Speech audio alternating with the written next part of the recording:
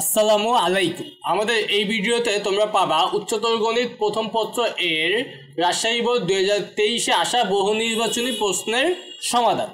নিচে আমরা প্রতিটা অধ্যায় থেকে কতটি করে বহু নির্বাচনী এসেছিল তা দিয়ে দিয়েছি। আমরা অধ্যায় ভিত্তিকভাবে ধাপে ধাপে আমরা প্রশ্নগুলোর সমাধান করে নেই। আমাদের এই প্রশ্নটা হলো এ একটা ম্যাট্রিক্স দিয়ে দিছে, এই ইনভার্স ম্যাট্রিক্স বের করতে বলছে।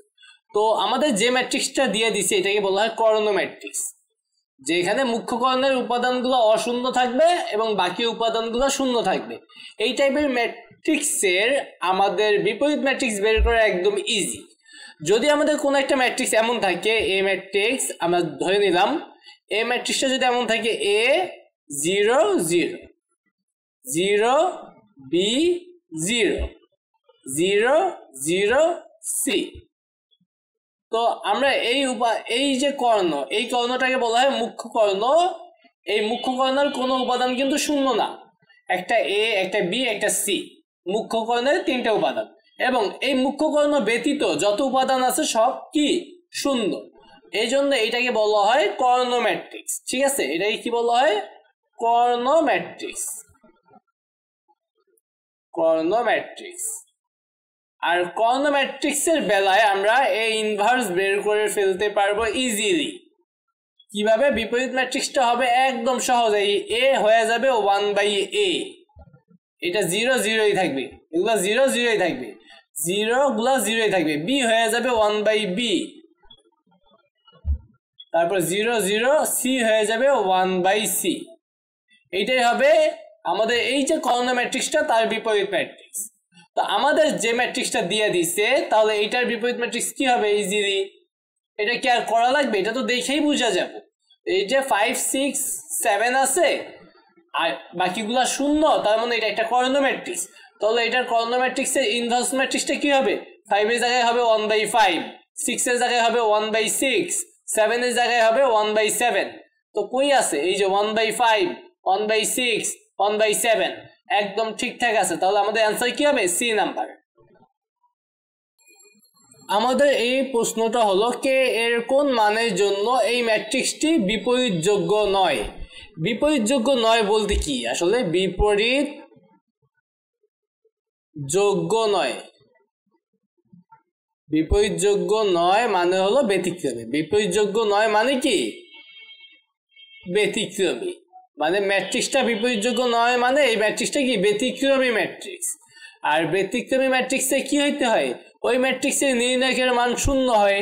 তাহলে যেহেতু বিপরীতযোগ্য নয়, তার মানে এটা ব্যতিক্রমী ম্যাট্রিক্স, তাহলে এটা নির্ণায়কের ফলাফল কত হবে? শূন্য হবে। তো এটা নির্ণায়কটা বের করি আমরা, k+1 3 3 k-1। তো এটা নির্ণয় কিভাবে বের করবো? এটা গুণ করব, তাহলে k+1 k-1, তারপর মাইনাস দিয়া এইটা গুণ, এইটা গুণ করলে কত? 9। তাহলে এখানে আমরা দেখতে পাই এটা a+b × a-b এর সূত্রের আকার ধারণ করে, যেটাকে আমরা বলতে পারবো k² - 1²। 1² মানে তো 1, তবে -9 -9। তাহলে এখানে আমাদের নির্ণায়কের ফলাফল আমরা পাইতেছি k² - 10। যেহেতু এটা ব্যতিক্রমী ম্যাট্রিক্স অথবা বিপরীতযোগ্য নয়, তাহলে এই ম্যাট্রিক্সের নির্ণায়কের ফলাফল কত হবে? শূন্য হবে। এটাকে আমরা শূন্য দিব। তাহলে এখানে আমাদের k², এই -10 ওই পাশে গেলে কি হবে? +10, তারপর স্কোয়ারটা ওই পাশে গেলে কি হয়ে যাবে? √ওভার, তাহলে √10। আর কাউকে √ওভার করলে প্লাস মাইনাস দিতে হবে। তাহলে k এর মান +- √10 আমাদের ডি নাম্বার অপশনে সুন্দরভাবে দেখা যাচ্ছে। আমাদের এই প্রশ্নটা হলো 3 × 3 মাত্রার একটি অভেদ ম্যাট্রিক্স I3 হলে I3 ইনভার্স কত? অভেদ ম্যাট্রিক্স বলতে আমরা একক ম্যাট্রিক্স হিসাবে চিনি। তো 3টা সারি 3টা কলাম বিশিষ্ট যে অভেদ ম্যাট্রিক্স বা একক ম্যাট্রিক্স, এটাকে আমরা I3 দিয়ে প্রকাশ করি। ঠিক আছে, তো আমাদের মনে রাখতে হবে একক ম্যাট্রিক্স একক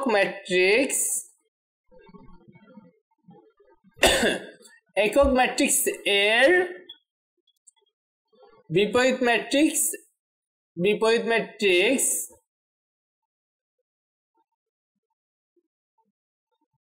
হয় একক ম্যাট্রিক্স। একক ম্যাট্রিক্স তার মানে যদি আমি i3 আমার একক ম্যাট্রিক্স হয়, এইটাকে যদি আমি ইনভার্স করি তাহলে আমি i3 পাবো। যদি আমি i2 হলো দুইটা সারি দুইটা কলাম বিশিষ্ট একক ম্যাট্রিক্স বা অভেদ ম্যাট্রিক্সও বলতে পারো, এইটার ইনভার্স যদি করি তাহলে আমি i2ই পাবো। ঠিক আছে, তাহলে আমরা এখান থেকে বুঝতে পারি i3 কে যদি ইনভার্স করি কি পাবো, i3 পাবো। তাহলে i3 কই আছে, ডি নাম্বার অপশনে আছে, তাহলে এটার অ্যান্সার ডি। আমাদের এই প্রশ্নটা হলো বক্র প্রতিসম ম্যাট্রিক্সের ক্ষেত্রে কোনটি সঠিক। তো বক্র প্রতিসম ম্যাট্রিক্স জানার আগে আমরা প্রতিসম ম্যাট্রিক্সটা সম্পর্কে জানি। এখানে কয়েকটা ম্যাট্রিক্স সম্পর্কে আমরা একটু জেনে নিব যে এগুলা এখানে আছে আর কি। একটা হলো প্রতিসম, ঠিক আছে, যদি কোনো ম্যাট্রিক্স এ হয় তারপরে এই এ কে যদি আমরা ট্রান্সপোজ করি, ট্রান্সপোজ করা কি সারি কলাম বানায় ফেলা, যদি এমন ট্রান্সপোজ করি এ ম্যাট্রিক্স থেকে আমরা এ ট্রান্সপোজ বের করি তাহলে আমি বুঝতে পারবো এটা প্রতিসম কিনা। যদি আমাদের এমন হয় এ ইকুয়াল টু এ ট্রান্সপোজ যদি হয় তাহলে আমরা সেটাকে বলি কি প্রতিসম, সেটাকে আমরা কি বলবো প্রতিসম। তারপরে যদি আমাদের এ এবং এ ট্রান্সপোজ বের করলাম তারপরে আমাদের হইল কি এমন হইল এ ইকুয়াল নট এটি, মানে ট্রান্সপোজ করে যা পাইছি তাহলে ট্রান্সপোজ করার পর দেখলাম এ আর এটি সেম না, তাহলে সেটা আমরা কি করব, সেটাকে আমরা বলবো অপ্রতিসম, সেইটাকে বলবো অপ্রতিসম। যদি আমাদের এমন হয় আমরা এ কে ট্রান্সপোজ করলাম সবই সেম কিন্তু চিহ্ন চেঞ্জ হয়ে গেছে, মানে এ ইকুয়াল টু মাইনাস এটি, মানে ট্রান্সপোজ করার পর হয়েছে কি সেটা চিহ্নের পরিবর্তন হয়ে গেছে, সেইটাকে আমরা বলি বক্র প্রতিসম। কি বলি, বক্র প্রতিসম। এখন এই যে ট্রান্সপোজ করা মানে কি, ট্রান্সপোজ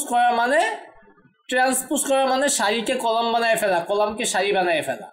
এই জায়গায় যে এ আই জে দিয়ে বোঝায় একটা ম্যাট্রিক্স, আই দিয়ে বোঝায় সারি আর জে দিয়ে বোঝায় কলাম। এইটাকে যদি আমি ট্রান্সপোজ করি তাহলে সেটাই হয়ে যায় এ জে আই। ঠিক আছে, তাহলে আই হয়ে যায় জে হয়ে যায় আই, এইটা কি বোঝায় এ ম্যাট্রিক্সের ট্রান্সপোজ। যদি আমাদের সহজভাবে যদি আমরা এই যে এই ম্যাট্রিক্সটাকে আমরা একটু এটা মুছে দিই, আমরা যদি এই ম্যাট্রিক্সটাকে এ বলি তাহলে এই ম্যাট্রিক্সটা হবে আমাদের এ ট্রান্সপোজ। ঠিক আছে, এখন এ ম্যাট্রিক্সটা যদি এ আই জে হয় তাহলে এ ট্রান্সপোজ হবে এ জে আই। এখন আমাদের যেহেতু বলছে বক্র প্রতিসম, তাহলে এই জায়গায় যদি আমি লিখি এ আই জে তাহলে মাইনাস এ টি এর জায়গায় আমরা কি লিখবো এ জে আই। তাহলে বক্র প্রতিসম বলতে আমরা বুঝবো এইটা যে A I J equal to minus J I, মাইনাসটা এখানে থাকতে পারে অথবা এখানে দিতে পারে। যদি আমাদের বলতো প্রতিসম তখন হয়তো কি A I J equal to A J I. ঠিক আছে, এটাও আসতে পারে। তো আমাদের যেহেতু বক্র প্রতিসম তাহলে আমাদের এই যে A I J minus A J I, তাহলে এই অপশনটা আমাদের সঠিক বক্র প্রতিসমের বেলা। এই প্রশ্নটা হলো 3-2 বিন্দু হতে 3x + 4y + 14 = 0 রেখার লম্ব দূরত্ব কত। তো একটা বিন্দু থেকে একটা রেখার লম্ব দূরত্ব নির্ণয়ের সূত্র আমাদের জানতে হবে। সূত্রটা কি আমরা সেটা আগে লিখি যে x1 y1 যদি আমাদের বিন্দু হয় এবং রেখা যদি হয় ax + by + c = 0, তাহলে এই বিন্দু থেকে এই রেখাটার লম্ব দূরত্ব হয় x এবং y এর জায়গায় আমাদের এই x1 y1 বসে আর বাকি সব সেম থাকে, যেমন ax1 by1 c, মানে x এবং y এর জায়গায় শুধু x1 y1 বসাবো আর ডিভাইডেড বাই দিব কি √, x আর y এর যে সহগ সেই দুইটার বর্গের যোগফল মানে a² + b², তারপর মডুলাস। অবশ্যই ডান সাইডে কিন্তু শূন্য রেখা দিব। ঠিক আছে, শূন্য যদি না থাকে তখন সেটাকে আমরা এই পাশে পাঠিয়ে দিব, সেটাই হবে আমাদের c আর কি। তো এখন আমাদের এই প্রশ্নের সমাধানটা আমরা করে ফেলি, যেটা হলো 3-2 আর রেখাটা হইল 3x + 4y + 14। তাহলে আমরা কি করব, এটা লম্ব দূরত্ব বের করলে 3 x এর জায়গায় কত বসাবো 3 বসাবো, কারণ x এর জায়গায় এই ভুজ বসে। তারপর প্লাস দিয়ে 4 y এর জায়গায় কত বসাবো -2 ব্র্যাকেট দিয়ে দিব, তারপরে আছে 14 আর ডিভাইডেড বাই দিতে হবে √, x এর সহগ আছে 3 তাহলে 3 স্কয়ার, তারপর যোগ y সহগ আছে 4 তাহলে 4 স্কয়ার। তো সূত্র অ্যাপ্লাই করলাম, এবার মান বসাই দিব, পুরোটা ক্যালকুলেটর করতে পারি। 3 মানে 9, এখানে হবে -8, এখানে 40 আর নিচে হবে 9 16 25, 25 কে রুট করলে 5, তাহলে উপরে আমাদের হচ্ছে 14 আর 9 14। আচ্ছা এই 9 থেকে 8 গেলে থাকে 1, 1 এর সাথে 14 যোগ করলে 15, 15 কে 5 দিয়ে ভাগ করলে 3, তার মানে ফলাফল আমরা পাবো 3 আছে আমাদের সি নাম্বারে, তাহলে এটাই সঠিক উত্তর। এই প্রশ্নটা হলো আমাদের 3টা বিন্দু দিয়ে দিছে, বলছে বিন্দুটা সমরেখ হলে কোনটা সঠিক। তো সমরেখ হওয়ার শর্ত তোমাকে আগে জানতে হবে। যদি তোমার 3টা বিন্দু এমন থাকে এ বি সি, তো এই 3টা বিন্দু সমরেখ হবে, দেখবে এ বি সি সমরেখ হবে হবে কখন সমরেখ হবে, যদি এমন হয় এ বি এর ঢাল ইকুয়াল টু বি সি এর ঢাল ইকুয়াল টু সি এ এর ঢাল। তো যে কোনো দুইটা ব্যবহার করব আমরা, সি এর ঢাল আর কি। এখন তুমি ঢাল কেমনে বের করে, যদি তোমার বিন্দু দুইটা এমন থাকে, এ বিন্দু যদি থাকে x1 y1 আর বি বিন্দু যদি থাকে x2 y2, তাহলে এই এ বি এর ঢাল কেমনে বের করবা, এ বি এর ঢাল হবে উপরে হবে আমাদের কোটি দুইটা বিয়োগ করতে হবে, y1 আর y2, তাহলে y1 y2 আর নিচে ভুজ দুইটা বিয়োগ করবে x1 x2। তুমি এখানে y1 y2 এর পরিবর্তে লিখতে পারতা চাইলে y2 y1, তখন কিন্তু এখানে আবার x2 x1 লেখা লাগবে। তুমি যার ভুজ আগে নিবা তার কোটি আগে নিবা, বা যার কোটি আগে নিবা তার ভুজই আগে নিবা। তো এই সূত্রের সাহায্যে আমরা ঢাল বের করতে পারবো। তো আমাদের 3টা বিন্দু দিয়ে দিছে, একটাকে এ, একটাকে বি, একটাকে সি। তো এ আর বি তো একদম সহজ, এটার ঢাল একদম ভালো মান পাওয়া যাবে, এবং আমরা বি আর সি এর ঢাল বের করতে পারি অথবা সি এর ঢাল বের করতে পারি। যে কোনো দুইটা ঢাল ইকুয়াল দিলেই আমরা সমরেখ হওয়ার শর্তটা পাওয়া যাবে। আমরা এখানে সি এবং এ এই দুইটা ব্যবহার করতে পারি, কারণ এই দুইটা বিয়োগ করলে এ কাটা যাবে। তো আমরা প্রথমে এ বি এর ঢাল বের করি, এ বি এর ঢাল। এ বি এর ঢাল কি হইব, আমাদের কোটি দুইটা বিয়োগ করব, তাহলে আমরা বি মাইনাস ওয়ান, তারপর ডিভাইডেড বাই ভুজ দুইটা বিয়োগ করবো, তাহলে এ -1, তাহলে আমাদের এ বি এর ঢাল হয়ে গেছে। এইবার আমরা বের করব বি সি, বের না করি আমরা সি এ বের করি, সি এ এর ঢাল, তাহলে আমাদের জন্য সহজ হবে, কারণ সি এ এই দুইটা যদি আমরা দেখো বিয়োগ করি, এ থেকে যদি a -1 বিয়োগ করি আগে কোটি, বি থেকে যদি b -1 বিয়োগ করি তাহলে বি বাদ যাবে, এই -1টা হয়ে যাবে +1, মানে উপরে হবে 1 আর নিচে হবে ভুজ দুইটার বিয়োগফল, তাহলে হবে a মাইনাস দিয়া a -1, তখন a কাটা যাবে, থাকবে 1, বিয়োগ করবে, তাহলে এখানে সি এর ঢাল হয় 1। যেহেতু এটা সমরেখ, তার মানে আমাদের কি এ বি এর ঢাল ইকুয়াল টু কি সি এ এর ঢাল, তাহলে B -1 divided by a -1 equal to কি হবে 1। তারপর যদি a -1 ওই পাশে পাঠায় দেই তাহলে কি হয়ে যাবে a -1, তাহলে -1 বাদ, তাহলে এটাকে বলা যাবে b ইকুয়াল টু a, -1 বাদ যাবে, তাহলে b ইকুয়াল টু a বা a ইকুয়াল টু b। তো যে অপশনটা আমরা দেখতে পাই বি নাম্বারে আছে, তাহলে এইটাই হবে আমাদের সঠিক উত্তর। এই প্রশ্নটা হলো একটা রেখা দিয়ে দিছে, বলছে সমান্তরাল রেখার সমীকরণ, লম্ব রেখার সমীকরণ x অক্ষের ধনাত্মক দিকের সাথে স্থূলকোণ উৎপন্ন করে। তো প্রত্যেকটা অপশন আমরা যাচাই করি। তো আমরা দুই ভাবে বের করতে পারি, ঢাল দিয়ে বের করতে পারি অথবা একটা সহজ সূত্রের মাধ্যমে করতে পারি। তো আমরা ঢাল দিয়ে বের করাটা সহজ হবে, যদি আমাদের রেখাটা দিয়ে দিছে, যদি আমাদের এমন হয়, আমরা আগে ঢাল দুইভাবেই শিখি, a1x দুইটা রেখা আমরা লিখি আগে, b1y plus c1 equal to 0, আরেকটা হইল a2x plus b2y plus c2।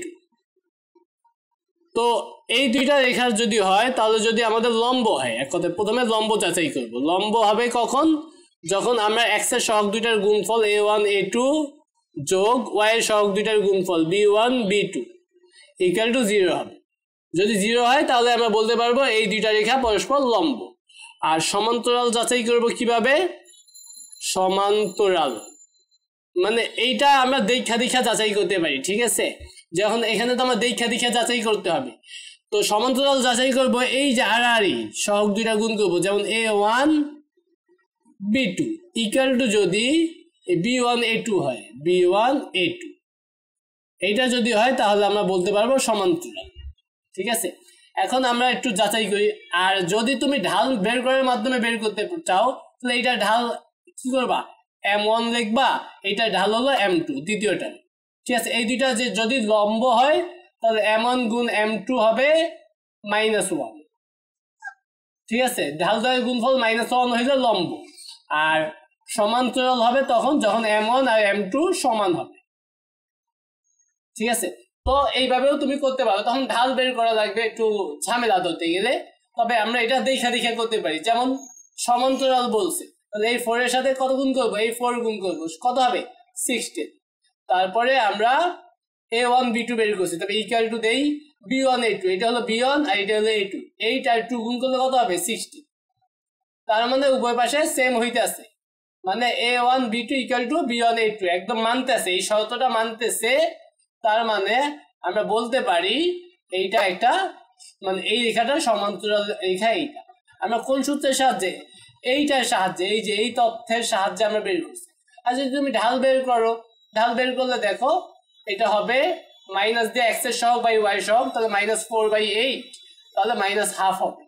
এটাও তুমি ঢাল বের করো তাহলে এখানে হবে -x এর সহগ 2 y সহগ 4, তাহলে -2/4 মানে -1/2। তুমি ঢাল বের করার মাধ্যমেও করতে পারো। তারপরে লম্ব রেখার সমীকরণ। লম্ব রেখার সমীকরণ কি? যে আমরা x এর সহগ দুইটা গুণ করব, x এর সহগ 4 x এর সহগ 2, তাহলে গুণ করলে হবে 8, তারপর যোগ দিব y এর সহগ 8 আর এখানে y সহগ -1, তাহলে 8 আর -1 গুণ করলে -8, এই দুইটা যোগ করলে কত হবে? 0 হবে। তাহলে এটা -8 আর এটা 8 যোগ করলে 0, তার মানে এটা লম্ব, এটাও সঠিক। তারপর বলছে x অক্ষের ধনাত্মক দিকে স্থূলকোণ উৎপন্ন করে, মানে এই রেখাটা x অক্ষের ধনাত্মক দিকের সাথে স্থূলকোণ উৎপন্ন করবে। তো কখন বুঝবো স্থূলকোণ? তো আমরা ঢাল বের করবো, ঢাল যদি ঋণাত্মক হয় তাহলে বুঝবো স্থূলকোণ উৎপন্ন করে, আর যদি ঢাল ঋণাত্মক হয় মানে ধনাত্মক হয় তখন হবে সূক্ষ্মকোণ। ঋণাত্মক হইলে স্থূলকোণ, যদি tan থিটার মান ঋণাত্মক, tan থিটা, আচ্ছা ধনাত্মক যেহেতু লিখছি, ধনাত্মক হইলে আমাদের সূক্ষ্মকোণ। ভালো করে লিখি, ধনাত্মক হইলে সূক্ষ্ম, আর যদি ঋণাত্মক হয় তাহলে স্থূল। ধনাত্মক দিকের সাথে, ঠিক আছে? তো এটা ফর্মুলাটা মনে রাখবা, tan থিটা মানেই হলো m equal to tan theta, মানে আমাদের ঢাল। তো আমরা ঢাল বের করব, এইটা ঢাল বের করলে আমরা জানি বা দেখছিলাম যে -1/2 হয়। m ইকুয়াল টু -x এর সহগ হলো 4 আর নিচে হলো y এর সহগ যেটা 8, তাহলে এখানে হবে -1/2। এক কথায় ঋণাত্মক। আর ঋণাত্মক হলে আমরা কি পাবো? স্থূলকোণ পাই। ঋণাত্মক হলে কি পাবো? স্থূলকোণের সমদ্বিখণ্ডক পাবো। তাহলে এটাও সঠিক। তাহলে আমাদের তিনটা অপশনই সঠিক, তাহলে ডি নাম্বার অ্যান্সার। এই প্রশ্নটা হলো r × 1 + cos θ = 2 সমীকরণটি কি প্রকাশ করে? তো এটাকে আমরা আগে কার্তেশীয় আকারে নিয়ে নিব, তারপর বুঝে যাব যে আসলে এটা কিসের সমীকরণ। তো এখানে আছে r × 1 + cos θ, তো আমরা একটু তুলে নেই, 2-3 লাইন করলেই আমরা বুঝে যাব যে আসলে এটা কিসের সমীকরণ প্রকাশ করে। তো এখানে আমরা r দিয়ে দুইটাকে গুণ করি, r এর সাথে 1 গুণ করলে r, আর এর সাথে cos θ গুণ করলে r cos θ = 2। তো এইবার আমরা কি করতে পারি, এখানে r থাকুক, এই যে r cos θ, আমরা জানি x = r cos θ, আমরা জানি কি x = আর cos থিটা, আর y ইকুয়াল টু আর sin থিটা। পোলার স্থানাঙ্ক এবং কার্টেসীয় স্থানাঙ্কের মধ্যকার সম্পর্ক, হ্যাঁ এগুলো আমরা জানি। তাহলে এইটার ইকুয়ালটা আমরা লিখতে পারবো x, তাহলে ইকুয়াল টু 2। তাহলে এখান থেকে আমরা আর এই এক্সটাকে ওই পাশে পাঠিয়ে দিলে 2 - x, তারপর যদি স্কোয়ার করি এখানে আর স্কোয়ার, এখানে হবে 2 - x স্কোয়ার। তারপরে আমরা এখানে আর স্কোয়ারকে লিখতে পারবো x square plus y square, আর এটাকে আমাদের a - b হোল স্কোয়ার সূত্রে অ্যাপ্লাই করব। a - b হোল স্কোয়ার সূত্রে অ্যাপ্লাই করলে 4 - 4x প্লাস x স্কোয়ার। তো উভয় পাশ থেকে x স্কোয়ার বাদ দিয়ে দিলে আমরা এখানে পাবো y স্কোয়ার, আর এখানে পাবো 4 - 4x। তো আমরা এখানে দেখতে পাই চলক আছে দুইটা, একটা y আর একটা x। একজনের পাওয়ার হলো স্কোয়ার, আরেকজনের পাওয়ার হলো 1। যদি এমন থাকে তখন আমরা সেটাকে বলি পরাবৃত্ত। কি বলি?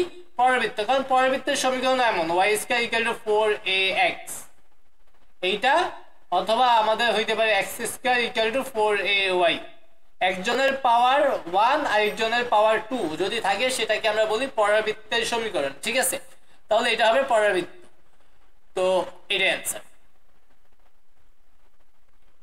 আমাদের এই প্রশ্নটা হলো x square plus y square minus 2x minus 6y plus 6 equal to 0 বৃত্তের ক্ষেত্রে তিনটা দিয়ে দিছে। আমাদের মিনিমাম উত্তর দুইটা, একটা যদি আমি ভুল পাওয়া যাই তাহলে বাকি দুইটা অ্যান্সার আমরা বলে দিতে পারবো ইজিলি। তো আমাদের যেগুলো বের করা সহজ সেগুলো আগে বের করব। যেমন বৃত্তের ব্যাসার্ধ বের করা কিন্তু সহজ, তারপরে y অক্ষকে স্পর্শ করে এটা যাচাই করা একদম সহজ, কম টাইমের মধ্যে করা যায়। তো এই দুইটা আগে করি, দেখি এই দুইটার মধ্যে কোনোটাও ভুল আছে কিনা।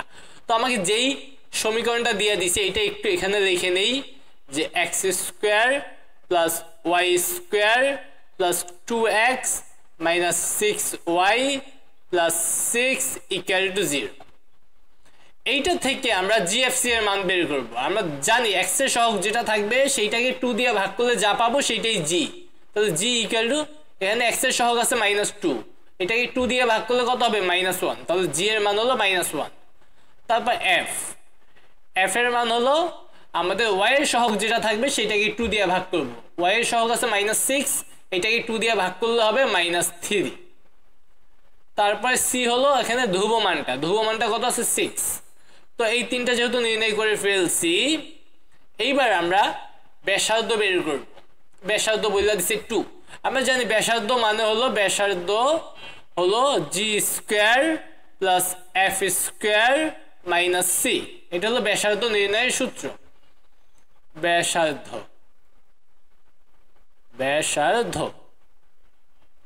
তো এইটা আমরা বের করে দেখি কত হয়। g -1 কে স্কয়ার করলে কত হবে? 1। তারপর প্লাস f স্কয়ার, তাহলে -3 কে স্কয়ার করলে কত হবে? 9। তারপর মাইনাস দিয়ে c এর মান হলো 6, তাহলে এখানে 6। তাহলে এখানে 9 আর 1 10 থেকে 6 গেলে 4 কে রুট করলে 2, তার মানে ব্যাসার্ধ 2 একক। এখানে 2 একক বলে দিছে, তার মানে এটা সঠিক। y অক্ষকে স্পর্শ করে, আমরা জানি y অক্ষকে স্পর্শ করে তখন যখন f square equal to c হয়, তখন আমরা বলতে পারি y অক্ষকে স্পর্শ করে। তো আমরা f স্কয়ার, f কত? f হলো -3 কে যদি স্কয়ার করি তাহলে হবে 9। এটা কি ইকুয়াল টু c হইছে? ইকুয়াল নট c, কারণ আমাদের c এর মান 6। তার মানে আমি কিন্তু একটা ভুল পেয়ে গেছি, 3 নাম্বার ভুল পেয়ে গেছি। তো 3 নাম্বার যেহেতু ভুল পেয়ে গেছি, তাহলে আমি সঠিক অ্যান্সার 1 আর 2। তবুও আমরা 2 নাম্বারটা একটু যাচাই করে দেই, যে স্পর্শক হলো y ইকুয়াল টু 1। ঠিক আছে, তো y ইকুয়াল টু 1, তাহলে এটাকে আমরা বলতে পারি y -1 ইকুয়াল টু 0। এটা স্পর্শক কেমনে হবে? আমরা জানি কেন্দ্র থেকে স্পর্শকের দূরত্ব হলো ব্যাসার্ধের সমান। তো কেন্দ্র কি? আমরা জানি কেন্দ্র হলো -g - f। কেন্দ্র কি? -g - f। তাহলে আমাদের এখানে g এর মান -1, তাহলে -g এর মান হলো 1, f এর মান -3, তাহলে -f এর মান 3। তাহলে কেন্দ্র হলো এত, আর এটা হলো আমাদের স্পর্শক বলছে। এই কেন্দ্র থেকে এই স্পর্শকের দূরত্ব বের করব। তো তাহলে একটা বিন্দু থেকে একটা রেখার দূরত্ব কেমনে বের করে সেটা আমাদের জানতে হবে। এই ওয়াই এর জায়গায় বসবে হলো এই 3, তাহলে এখানে 3 মাইনাস 1, যদি এক্স থাকতো তাহলে এক্স এর জায়গায় আমরা বসাই দিতাম 1, ঠিক আছে, কিন্তু এখানে নাই তাই আমার বসানোর প্রয়োজন নেই। তবে ডিভাইডেড বাই দিতে হবে রুট ওভার এক্স এর এবং ওয়াই এর সহগের বর্গের যোগফল হয় রুটের মধ্যে। তো এখানে তো এক্স নাই, ওয়াই এর সহগ আছে 1, তাহলে 1 কে বর্গ করব, মডুলাস দিব যদি ঋণাত্মক হয় কোনোভাবে। তো এখানে উপরে হইতেছে 2 আর নিচে হইতেছে 1, তাহলে 2/1 কত হইব 2, যেটা আমাদের ব্যাসার্ধ কত ছিল 2। তার মানে আমি দেখতে পাই কেন্দ্র থেকে এই রেখাটার দূরত্ব ব্যাসার্ধের সমান, তার মানে আমি এটা বলতে পারবো এটা হলো স্পর্শক। তার মানে y = 1 কি স্পর্শক, এটা সঠিক। তবে এইটা কিন্তু আমার যাচাই করার প্রয়োজন নাই, কারণ আমি একটা ভুল পাইয়া গেছি। তাহলে আমাদের উত্তর হবে এ নাম্বার। এই প্রশ্নটা হলো উদ্দীপক দিয়ে দিছে, এটার সাহায্যে আমাদের দুইটা প্রশ্নের উত্তর নির্ণয় করতে হবে। তো আমাদের এইটা আমরা আগে একটু তুলে নেই, 4x² + y²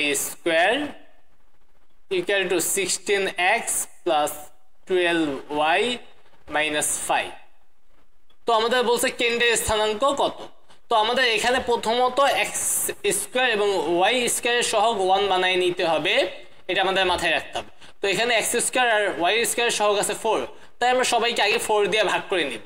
তাহলে এখানে হবে x² + y², 4 দিয়ে ভাগ করলে এটাকে 4 দিয়ে ভাগ করলে হবে 4x, এটাকে 4 দিয়ে ভাগ করলে হবে 3y, আর এটাকে 4 দিয়ে ভাগ করলে হবে 5/4। এইবার এই সবগুলোকে এই সাইডে নিয়ে নেব, আমরা সবগুলো এক সাইডে রাখবো, x² + y², এই 4x এই পাশে পাঠাইলে -4x, এটা এই পাশে পাঠাইলে -3y, আর এইটা এই পাশে পাঠাইলে, এইটা অবশ্য আমাদের লাগবে না, এটা রাখলাম। এখন এইটা থেকে আমরা জি এফ এর মান বের করবো, কারণ জি আর এফ এর মান পাইলেই আমরা কেন্দ্র পাওয়া যাই। আমরা জানি এক্স এর সহগ যেটা থাকে সেটাকে 2 দিয়ে ভাগ করলে কি হয়ে যাবে, জি এর মান বের হয়ে যাবে। অবশ্যই x² এবং y² এর সহগ কিন্তু 1 থাকা লাগবে, এটা মাথায় রাখতে হবে। তো এখানে x এর সহগ -4, এটাকে 2 দিয়ে ভাগ করলে হবে -2, আর f এর মান হবে y এর সহগকে 2 দিয়ে ভাগ করব, y এর সহগ আছে -3, তাহলে এটাকে 2 দিয়ে ভাগ করলে হবে -3/2। এখন g এর মান f এর মান পেয়ে গেলাম, আমরা জানি হলো কেন্দ্র হলো -g - f। তাহলে এখানে g এর মান যদি -2 হয় তাহলে -g এর মান কত হবে 2, তারপর f এর মান -3/2, তাহলে -f এর মান কত হবে +3/2। তাহলে আমাদের কেন্দ্র আমরা পাইলাম কি 2, 3/2। তাহলে 2, 3/2 কোথায় আছে, 2, 3/2 এখানে আছে বি নাম্বারে, তাহলে এটাই সঠিক। একই উদ্দীপকের আমাদের দ্বিতীয় প্রশ্নটা বলছে বৃত্তটি দ্বারা x অক্ষের খণ্ডিত অংশের পরিমাণ কত। আমরা সাধারণত x অক্ষের খণ্ডিতাংশের পরিমাণ বের করার সূত্র হলো 2√g² - c। তো আমরা আগের প্রশ্ন থেকে আমরা g এর মান বের করছিলাম, f এর মান বের করছিলাম, যদি c বের করতাম তাহলে c হইতো 5/4, ঠিক আছে। তো আগের প্রশ্ন থেকে আমরা বসায় দিব g এর মান -2 আর c এর মান 5/4, আমরা মান বসায় দিলেই কিন্তু আমরা পাওয়া যাইতেছি। g এর মান ছিল -2, তাহলে -2², তাহলে c এর মান ছিল আমাদের কত 5/4, তাহলে আমরা এখানে 5/4 বসাই দিই। ক্যালকুলেশন করলে আমাদের ইজিলি হয়ে যাবে, এখানে হবে 4 - 5/4, তাহলে এখানে 2 ক্যালকুলেটর দিয়ে করতে পারো, এখানে নিচে হবে 4, এখানে 16 থেকে 5 গেলে হবে 11। তার মানে এটাকে লেখা যাবে 2√11/2, যদি রুট করি 11 কে রুট করলে √11 আর 4 কে রুট করলে 2, তবে এই 2 কাটা যাবে, থাকবে √11। তাহলে 11 হবে আমাদের x অক্ষের খণ্ডিত অংশের পরিমাণ, তো এইটা হবে সঠিক উত্তর। আমাদের এই প্রশ্নটা হলো x² + y² + 12x - 4y + 31 = 0 সমীকরণ বিশিষ্ট বৃত্তের ক্ষেত্রফল বের করতে বলছে। তো আমরা জানি ক্ষেত্রফল মানে হলো πr², এটা হলো আমাদের কি বৃত্তের ক্ষেত্রফলের সূত্র। তাহলে আর লাগবে মানে ব্যাসার্ধ লাগবে, তো আমরা এখান থেকে আগে ব্যাসার্ধ বের করব। তো আমাদের বৃত্তের সমীকরণটা আমরা একটু লিখে নেই, তোমরা যখন সমাধান করবা তখন তো লিখবা না, তোমরা তো দেখা জি এফ সি এর মান বের করে ফেলবা। তো আমরা আগে লিখে নিই, তো এইটা থেকে এক্স স্কয়ার এবং ওয়াই স্কয়ার সহগ 1 আছে, তার মানে এটা থেকে আমরা জিএফসি এর মান বের করে ফেলি। জি এর মান হয় এক্স এর সহগ যা থাকে সেটাকে 2 দিয়ে ভাগ করব। এখানে এক্স এর সহগ আছে 12, এটাকে 2 দিয়ে ভাগ করলে হবে 6। তারপর এফ এর মান হবে ওয়াই এর সহগ যেটা থাকবে সেটাকে 2 দিয়ে ভাগ, ওয়াই এর সহগ আছে -4, এটাকে 2 দিয়ে ভাগ করলে হবে -2। আর সি এর মান হলো ধ্রুবকটা কত আছে 31। তাহলে এখান থেকে ব্যাসার্ধ মানে আর হবে কি √ওভার জি স্কয়ার মানে 6 স্কয়ার মানে 36 প্লাস এফ স্কয়ার মানে -2 স্কয়ার। আমরা সূত্রটাকে লিখি, তাহলে তোমাদের জন্য সহজ হবে বা মুখস্থ করাও সহজ হবে। সূত্রটা অবশ্যই মুখস্থ রাখতে হবে, g square plus f square minus c. তারপর তুমি এগুলো তো আর লেখা লাগবে না, তুমি লিখবা না, আমি লিখলাম। তো এখানে জি এর মান 6, তাহলে স্কয়ার করলে 36, তারপর প্লাস এফ এর মান -2, এটাকে স্কয়ার করলে 4, তারপর মাইনাস সি এর মান হলো 31। তাহলে এখানে যোগ করলে হয় 40, 40 থেকে 31 গেলে থাকে 9, আর 9 কে রুট করলে হবে 3। তাহলে ব্যাসার্ধ পাইলাম 3। তাহলে আমাদের ক্ষেত্রফল নির্ণয়ে আমরা এই সূত্রতে ব্যবহার বসাই দেই, আর এই জায়গায় কত বসাবো 3 স্কয়ার, 3 কে স্কয়ার করলে কত হয় 9, তাহলে এখানে হবে 9 পাই। তাহলে 9 পাই কোথায় আছে, সি নাম্বারে আছে, তাহলে এটা সঠিক উত্তর। আমাদের এই প্রশ্নটা হলো নিচের কোনটি সঠিক। তো sec minus theta equal to sine theta দিছে, sec minus theta equal to sec theta দিছে, প্রত্যেকটা মাইনাস থিটা দিয়ে আর মান দিছে। তো আমরা এটা মনে রাখবো, ঠিক আছে, cos minus theta equal to cos theta এবং sec minus theta equal to sec theta. ঠিক আছে, এই দুইটার ক্ষেত্রে মাইনাস থিটা যদি থাকে তখন মাইনাসটা এমনি এমনি ভ্যানিশ হয়ে যায়। যদি অন্যগুলো হয় যেমন সাইন মাইনাস থিটা তাহলে কি হবে মাইনাস সাইন থিটা। যদি হয় আমাদের ট্যান মাইনাস থিটা তাহলে হবে কি মাইনাস ট্যান থিটা।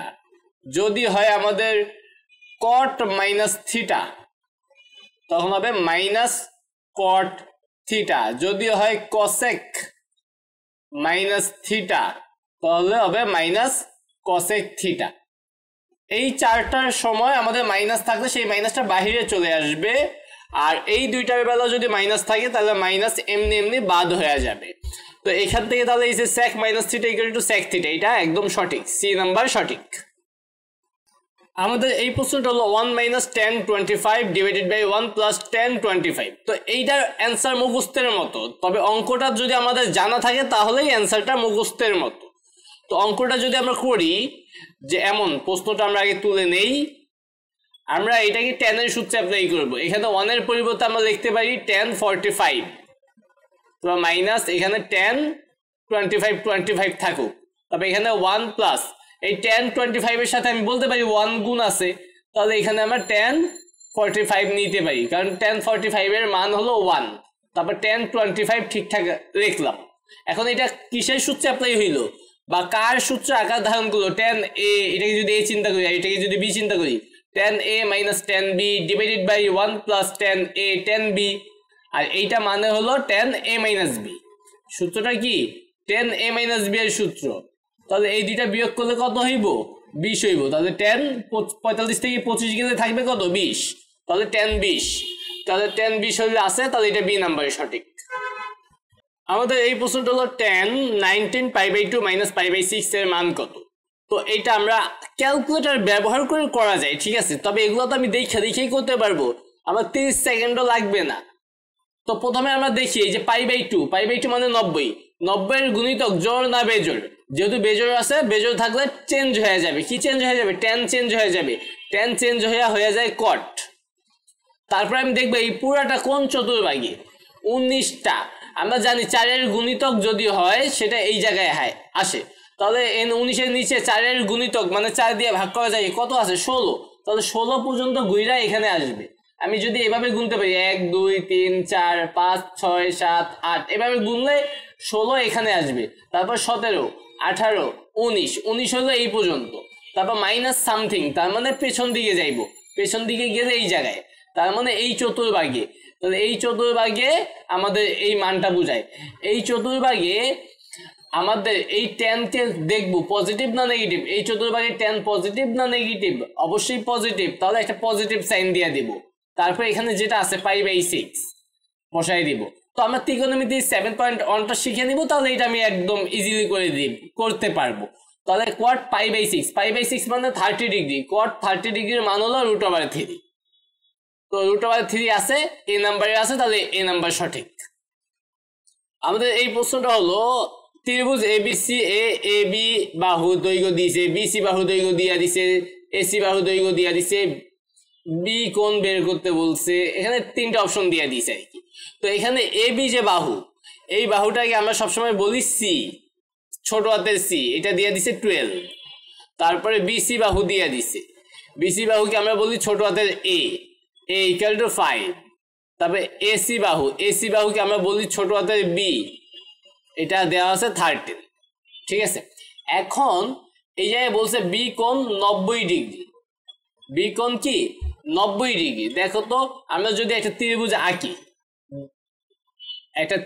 আঁকি, এখানে এ বি সি ত্রিভুজ আঁকলাম। এখানে আমরা দেখতে পাই এ বি এর মান দিয়ে দিছে 12, বিসি এর মান দিয়ে দিছে 5, আর এসি এর মান দিয়ে দিছে 13। তো এই যে মানগুলা দিয়া দিছে 12, 5, 13, এটা দিয়ে বোঝায় এটা একটা সমকোণী ত্রিভুজের মান। কারণ আমরা জানি 12কে স্কোয়ার করলাম আর 5কে স্কোয়ার করলাম, যা পাবো সেইটাই হবে 13 স্কোয়ার। মানে এটাকে আমরা এভাবে পড়ি 12 + 5 + 13, মানে শর্টকাটে মুখস্থ রাখার জন্য 12 + 5 + 13, অথবা আমরা পড়ি 3 + 4 = 5। আরেকটা পড়ি হলো 8 + 6 = 10। মানে এই যে এই 3টা 8, 6, 10 থাকলে আমরা বুঝি সমকোণী, 3, 4, 5 থাকলে বুঝি সমকোণী, 12, 5, 13 থাকলে বুঝি সমকোণী। কারণ এই দুইটাকে স্কয়ার করে যোগ করলে এইটার বর্গ পাওয়া যায়, আবার এই দুইটাকে স্কয়ার করে যোগ করলে এইটার বর্গ পাওয়া যায়, এই দুইটাকে স্কয়ার করে যোগ করলে এইটার বর্গ পাওয়া যায়। তো এখানে তাহলে এটা সমকোণী ত্রিভুজ। এখন অতিভুজের বরাবর যেটা থাকে সেইটাই হয় সমকোণ। এই যে অতিভুজ, এটা তো অতিভুজ তাই না, অতিভুজের বরাবর যেটা থাকবে এটা সমকোণ। তাহলে এখানে বি কোণটা কত 90 ডিগ্রি, সমকোণ মানে কত 90 ডিগ্রি, এখানে π/2 দিয়ে দিছি, তাহলে বি কোণ আমরা জানলাম। ঠিক আছে, এখন বি কোণ যেহেতু জানলাম, এবার বলছে ত্রিভুজের ক্ষেত্রফল। যদি আমি বি কোণ দিয়ে আমি ক্ষেত্রফল বের করি, আমাদের ক্ষেত্রফলের সূত্র আছে যে half A B sign C অথবা হাফ বিসি সাইন এ, অথবা আমরা বলতে পারি হাফ সি এ সাইন বি। যেহেতু আমি বি কোণটা জানি, তাহলে আমি কোন সূত্র অ্যাপ্লাই করব, এই সূত্রটা অ্যাপ্লাই করব।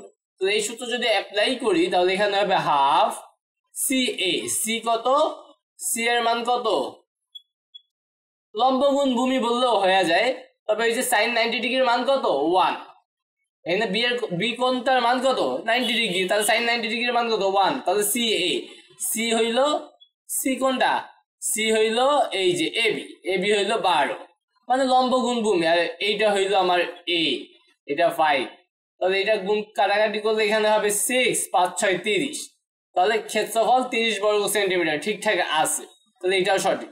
তারপর পরিবৃত্তের ব্যাসার্ধ বলছে, পরিবৃত্তের ব্যাস। তো আমরা ব্যাসার্ধ আমরা জানি, যেহেতু এখানে বি কোণটা জানি, আমরা বলতে পারবো b/sin b = 2r। আমরা জানি সূত্র, মূলত আমরা জানি হইলো এমন যে, আমরা সূত্রটা যদি লিখি, এখানে কোথায় লিখবো, এই জায়গায় লিখি যে a/sin a = b/sin b = c/sin c = 2r। তার মানে এইটা থেকে আমরা লিখতে পারি b/sin b = 2r। এই 2rটাকে বলা হয়, আর কে বলা হয় পরিব্যাসার্ধ, আর পরিব্যাসার্ধের সাথে 2 গুণ করলে কি হবে পরিবৃত্তের ব্যাস। পরিব্যাসার্ধ মানে পরিবৃত্তের ব্যাসার্ধ, আর ব্যাসার্ধকে 2 দিয়ে গুণ করলে কি হয় ব্যাস পাওয়া যায়। তাহলে এই 2r মানে হলো পরিবৃত্তের ব্যাস। তাহলে এইটা দিয়ে আমরা বের করব, বি এর মান আমরা জানি, বি এর মান হইলো আমাদের 13, আর এখানে সাইন বি মানে 90 ডিগ্রি, π/2 মানে 90 ডিগ্রি, সাইন 90 ডিগ্রির মান 1, নিচে 1 থাকলে 13/1 মানে কত 13, তার মানে এটাও ঠিকঠাক আছে। তাহলে এখানে দেখা যাইতেছে 3টাই সঠিক। এই অঙ্কটা 2 sin² 75 ডিগ্রি এর মান কত। তো এইটা আমরা ক্যালকুলেটরে করব, কারণ তাহলে তাড়াতাড়ি হবে। আমরা কি করব, আগে মোট ডিগ্রিতে আছে কিনা এটা দেখে নিব। তো যদি ডিগ্রিতে না থাকে এখানে ছোট করে আর লেখা থাকবে, যদি রেডিয়ানে থাকে। যেহেতু ডিগ্রিতে থাকে মোট, তাহলে ডি থাকবে। আমরা মোট কিভাবে চেঞ্জ করব, যদি ডিগ্রিতে না থাকে শিফট চাপ দেওয়া মোডে চাপ দিব, তারপর এই যে 3 নাম্বারে ডিগ্রি আছে 3 নাম্বারে দিয়ে দিব, ডিগ্রি মোডে রাখলাম। তারপর এখন সাইন কত ডিগ্রি, 75 ডিগ্রি, 75 ডিগ্রি। ডিগ্রি আর দেওয়া লাগবে না, মোট ডিগ্রি মানে এখানে ডিগ্রি দেওয়া লাগবে না। এখন এটাকে ইকুয়াল দিলাম, পাইলাম। এখন সাইন 75 ডিগ্রি পাইলাম। এবার এটাকে স্কোয়ার দিব, স্কোয়ার দিলাম। এবার গুণ 2 আছে, এবার গুণ 2 দিয়ে দিব। তাহলে 2 + √3/2, 2 + √3/2 আমরা ক্যালকুলেটর দিয়ে বের করে ফেলছি। ঠিক আছে, এখন এটাকে যদি তুমি হাতে কলমে করো সেটাও পারবা। যেমন সাইন 45 ডিগ্রি 75 ডিগ্রি, এটাকে তুমি লিখতে পারো এইভাবে, সাইন 45 + 30। তবে হাতে কলমে না করাই ভালো, ক্যালকুলেটর দিয়ে করে ফেলবে। এটাকে sine A plus sine B এর সূত্রে অ্যাপ্লাই করতে হবে। Sine A cos b plus cos a sine B. তারপর মান বসাইতে হবে। সাইন 45 ডিগ্রির মান 1/√2, cos 30 ডিগ্রির মান √3/2, তারপরে cos 45 ডিগ্রির মান 1/√2, সাইন 30 ডিগ্রির মান হাফ। এই দুইটা যোগ করলে হবে, নিচে হবে 2√2, উপরে হবে √3 + 1। তারপর তুমি যেহেতু সাইন 75 কে স্কোয়ার করতে হবে, তাহলে এবার স্কোয়ার করবা। এটাকে স্কোয়ার, এটাকে স্কোয়ার করলে উপরেরটা কি স্কোয়ার করলে কত হইব, a + b হোল স্কোয়ার সূত্রে অ্যাপ্লাই করতে হইব।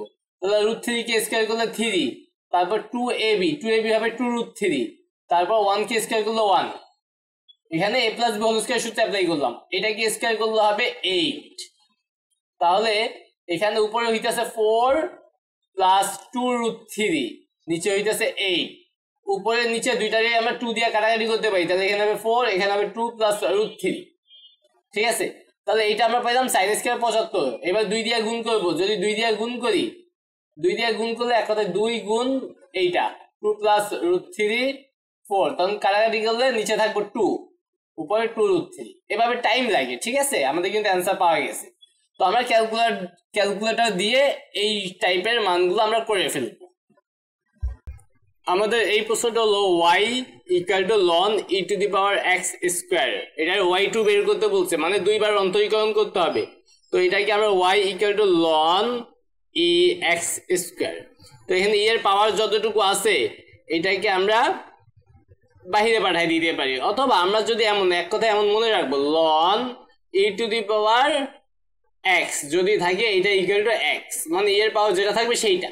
তার মানে এখানে x² শুধু হবে। ঠিক আছে, x² সামনে চলে আসলে ln e এর মান মূলত 1, মনে রাখতে হবে। ln e = কত, 1। তাহলে এক কথা পাওয়ার যেটা থাকবে সেইটা শুধু। তাহলে y = যদি x² হয়, y কে ddx করলে y1, আর x² কে ddx করলে 2x। তারপর আবার y1 কে যদি ddx করি তাহলে হবে y2, আর 2x কে ddx করলে হবে 2। তাহলে y2 এর মান আমরা কত পাইতেছি, 2 পাইতেছি। তাহলে সেটা আছে c নাম্বারে। আমাদের এই প্রশ্নটা 3x² + y - 7 = 0 একটা বক্ররেখা বলছে। এই বিন্দুতে ঢাল বের করতে, স্পর্শকের ঢাল। আমরা জানি স্পর্শকের ঢাল মানে dy/dx। তো আমাদের যে বক্ররেখা দিয়ে দিছে এটা থেকে আমরা dy/dx বের করবো, যেটাকে আমরা ঢাল বলি। তো এখান থেকে আমরা y পাইতেছি, y বাদে বাকি সব ওই পাশে পাঠাই দিই। -7 ওই পাশে গেলে 7, -3x² ওই পাশে গেলে -3x²। এবার এই y কে যদি ddx করি কি হবে, dy/dx। ঠিক আছে, আর এই 7 কে করলে 0, তারপর মাইনাস দিলাম, 3 লিখলাম, ধ্রুবক আগে লিখতে হয়। আর x² কে ddx করলে 2x। তার মানে এই যে dy/dx এটাকে কি বলে, ঢাল বলে। আর এখানে আমরা কত পাইতেছি, -6x। এখন এই ঢালটা কোন বিন্দুতে বের করতে বলছে, 2 - 5। তাহলে x এর জায়গায় 2, y এর জায়গায় -5। এখানে তো y নাই, তাহলে x এর জায়গায় শুধু কত বসাবো, ভুজটা বসাবো। ভুজ কত আছে, 2। তাহলে এখানে -6 × 2 মানে -12। তাহলে ঢালের মান আমরা পাইতেছি -12। -12 আছে ডি নাম্বারে। একই উদ্দীপকের পরবর্তী প্রশ্নটা বলছে, বক্ররেখার কোন বিন্দুতে স্পর্শকটি x অক্ষের সমান্তরাল হবে। তো x অক্ষের সমান্তরাল মানে আমরা জানি dy/dx = 0। ঠিক আছে, তো তো আমরা আগের প্রশ্ন থেকে dy/dx টা বের করছিলাম, হয়েছিল -6x, তাহলে এটা ইকুয়াল টু 0। মনে রাখতে হবে শুধু এখানে x অক্ষের সমান্তরাল মানে dy/dx ইকুয়াল টু 0। তো এখানে আমাদের -6 দিয়ে ভাগ করলে x ইকুয়াল টু কত? 0। তো x এর মানটা আমরা পাওয়া যাই 0। x এর মান 0 দিয়া দুইটা মান আছে, তাই না? এখন x এর মান 0 বসাই দিব, এখানে দেখবো y এর মান কত পাবো। আমরা প্রশ্নে বসাবো x এর মান 0, তো এখানে 3x², x এর মান 0 বসাই দাও, একটু 0 হয়ে যাবে। 0 + y - 7 = 0। তাহলে এখানে y এর মান কত পাইতেছি? 7 পাইতেছি। তাহলে y এর মান যেহেতু 7 পাইতেছি আর x এর মান 0, তাহলে বিন্দুটা হবে কত? 0,7। ব্র্যাকেটের মধ্যে অবশ্যই 0,7 আছে এই নাম্বার, এটাই সঠিক। আমাদের এই প্রশ্নটা হলো limit x tends to infinity x² - 7x / 5x² - 3x। আমরা প্রশ্নটা তুলি, লিমিট, এটা দেখে দেখে answer. x tends to infinity, x² - 7x 5x² - 3x। যদি আমরা দেখি আমাদের উপরে এবং নিচে মুখ্য পদের সহগ, এক কথায় মুখ্য পদ, এই যে x² সর্বোচ্চ পাওয়ারওয়ালা পদ, এটা x², এখানে সর্বোচ্চ পাওয়ারওয়ালা পদ x²। আমাদের সর্বোচ্চ পাওয়ারওয়ালা পদের সহগগুলাই হবে আমাদের অ্যান্সার। তাহলে উপর থেকে সহগ কত? x² সহগ কত? 1, আর নিচে থেকে x² সহগ কত? 5। তাহলে এখানে ফলাফল হবে 1/5। মনোযোগ দিয়ে, x² সহগ / x² সহগ, সর্বোচ্চ পাওয়ারের সহগ। এখানে সর্বোচ্চ কত আছে? x², এখানে সর্বোচ্চ কত আছে? x²। তাহলে এটা সহগ 1 আর এটা সহগ 5। এটা উপরেটা উপরে থাকবে, নিচেটা নিচে থাকবে, 1/5 হবে অ্যান্সার। তো 1/5 আছে আমাদের ডি নাম্বারে, তাহলে এটাই সঠিক। আমাদের এই প্রশ্নটা হলো ইন্টিগ্রেশন অফ 1/5 - x² dx। তো এটা কিন্তু আমাদের একটা সূত্রের আকার ধারণ করছে, তো এই সূত্র অবশ্যই জানতে হবে। সূত্রটা হইল ইন্টিগ্রেশন অফ, এখানে dx অবশ্যই আছে, 1/√a² - x² dx। এই সূত্রটা আমার জানা লাগবে। এই সূত্রটা হলো sin inverse x/a plus c অবশ্যই থাকবে। তাহলে আমাদের এখানে a² বানাইতে হবে। যেমন এই প্রশ্নটা আমরা এটাকে এইভাবে লিখতে পারি, 1/√a, এই 5কে আমরা লিখতে পারি √5² - x² dx। তাহলে এখানে a বলতে আমার কত? √5। তাহলে a² - x² না রুটের মধ্যে, তাহলে এটা কি হবে? sin inverse x/a। a বলতে কি? √5 আর প্লাস c সমকলন ধ্রুবক। তাহলে এইটা হবে আমাদের অ্যান্সার। sin ইনভার্স x / √5 এইটার মধ্যে আছে a নাম্বার, তাহলে এইটাই সঠিক। আমাদের এই প্রশ্নটা হলো integration of e⁻⁻5x e⁻⁻5x dx। তো এইটার জন্য আমাদের সূত্র জানা লাগবে, ইন্টিগ্রেশন অফ e⁻mx dx।